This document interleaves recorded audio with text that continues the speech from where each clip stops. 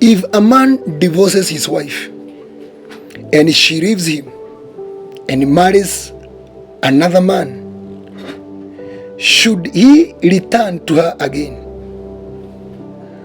Would not the land be completely defiled? But you have lived as a prostitute with many lovers. Would you now return to me?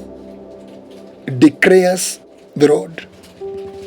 Jeremiah 3 and verse 1.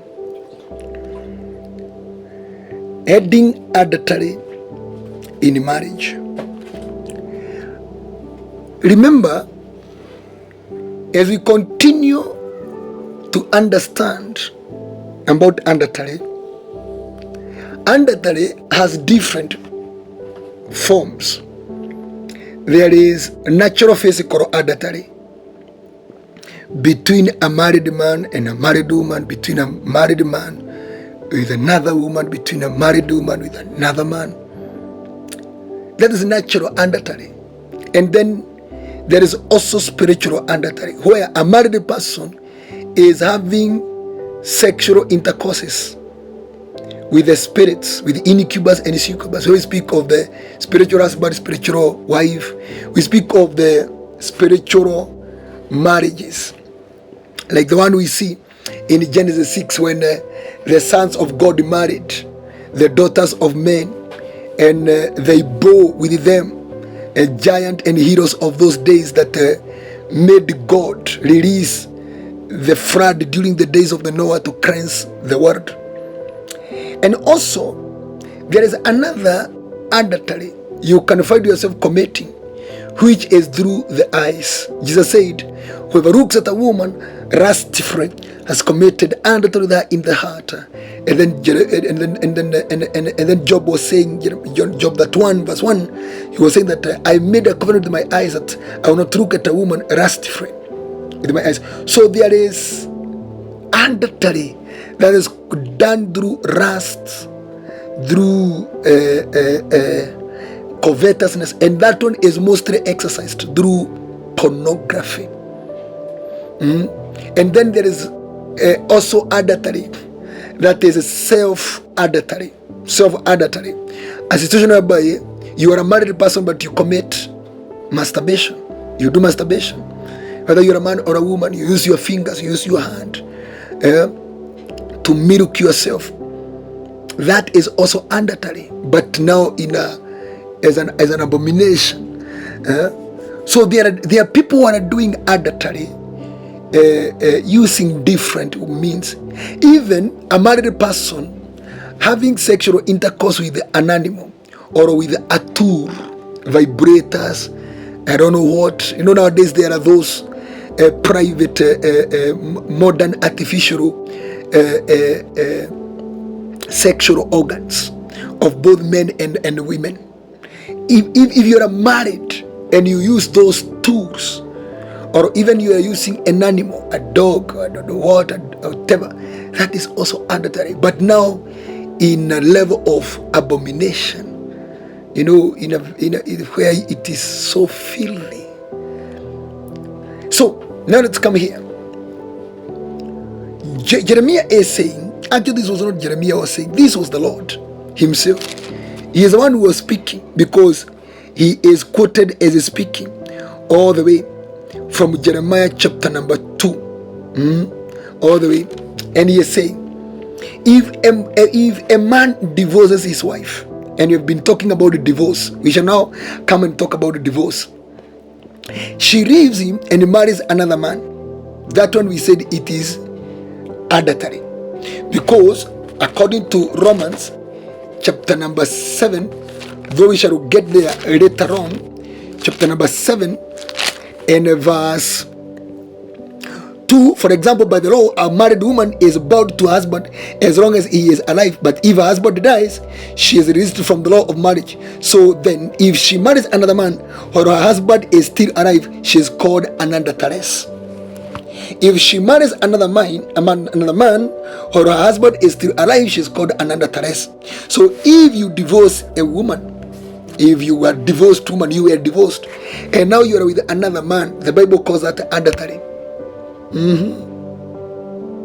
Then he is saying, should he return to her?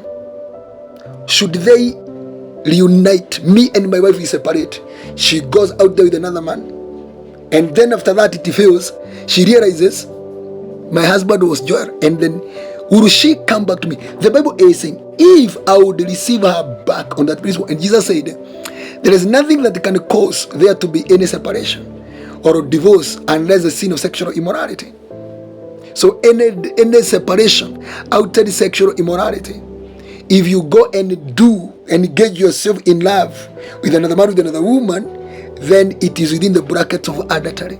He is saying, would not the lad be completely defiled?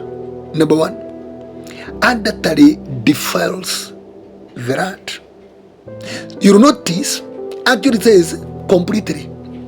So your destiny, your identity becomes completely defiled. You try to wash that stain, it is not washable. So adultery defiles the rod completely. The rod could mean your marriage, your life, your identity, your reputation, your destiny, your business, your career. It becomes stained completely. That's why you notice people can express visible mistrust even when you are at your most honest. Number two, he is saying, but you have lived as a prostitute with many lovers. Would you now return to me? Declares the Lord. So adultery makes it, if not impossible, very difficult for reconciling with God, for returning back to God. The prodigal son went and committed sexual promiscuities with women there, but he was not married. So he came back. But he's saying here, you have committed adultery with many of us, but you were married to me. Would you, he is saying, would you now return to me? And it's a question. God is, imagine God is always asking, would you now return to me? Meaning adultery, if you play games, it may block your ways of ever reconciling with God as per the original love. And as you notice, God eventually had to abandon them and came to us, the Gentiles, because it was difficult to reconcile with them. Until now they have seen, and now they started accepting and now yearning for the Christ, the one they rejected. He is also saying in verse 6, he is saying there that they committed adultery. So number one, adultery makes that completely defiled. Number two, recovery is very difficult. An adulterous person, if you follow through adultery, your recovery is, I'm telling you, is difficult. And this one means myself, I can attest it is true. And then certificate of divorce is issued. It is in verse 7. It is in verse 7. I thought that after she had done all this, she would return to me, but she did not. And her unfaithful sister Judah saw it. I gave faithless Israel her certificate of divorce and sent her away because of all her adulteries. So the moment you commit adultery, just that, immediately divorce certificate is issued against you.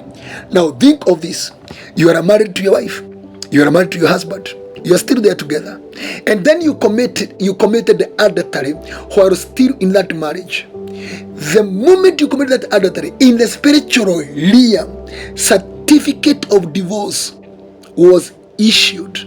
So you are in marriage physically, but in substance and in reality, you are non-existent.